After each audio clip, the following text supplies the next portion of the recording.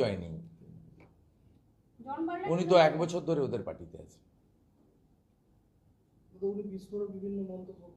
Script I-PAC থেকে আপনার বুথের যদি কেউ জয়েন করে, সিপিএম থেকে হোক বা বিজেপি থেকে হোক, আপনার বুথের কেউ জয়েন করুক আর ওই প্রাক্তন সাংসদ বা ইত্যাদি কেউ জয়েন করুক, আইপ্যাকের একটা স্ক্রিপ্ট লিখে দেওয়া আছে।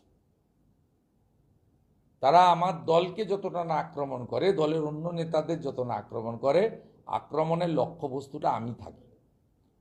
তার কারণ আমি মমতা ব্যানার্জিকে হারিয়েছি এবং প্রত্যেক দিন এই সরকার এবং সরকারের বিরুদ্ধে আমি আমার সর্বাত্মক প্রয়াস নিয়ে অল আউট সমালোচনা করা, সরকারের অন্যায়ের বিরুদ্ধে রাস্তায় নেমে প্রতিবাদ করা, শুধু সাংবাদিক সম্মেলন করে নয়, এই কাজটা করি। তাই আইপ্যাকের একটা স্ক্রিপ্ট লিখে দেওয়া আছে।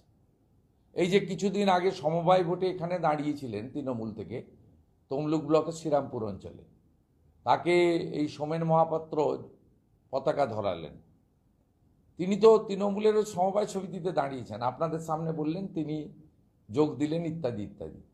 তাকেও, তার সঙ্গে আমার কোনো আলাপ পরিচয় নেই, সবার সঙ্গে থাকা সম্ভব নয়, তাকে দিয়েও একটা স্ক্রিপ্ট লেখা আছে, শুভেন্দু অধিকারীকে গালিয়ে দিতে হবে। তো আমি বুঝতে পারছি যে আমি সঠিক পথে আছি।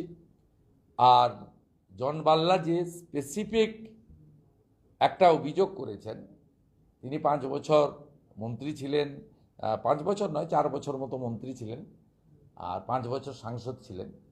আমি একটা উকিলের চিঠি উনাকে পাঠাচ্ছি। উনি একটা কি ডেভেলপমেন্ট কাজ নিয়ে অভিযোগ করেছেন, উনাকে প্রমাণ করতে হবে।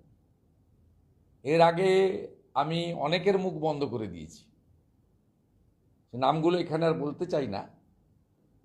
আমি আজকে রাত্রের মধ্যেই ওনার মেলে পাঠাচ্ছি আমার লয়ারকে দিয়ে নোটিশ।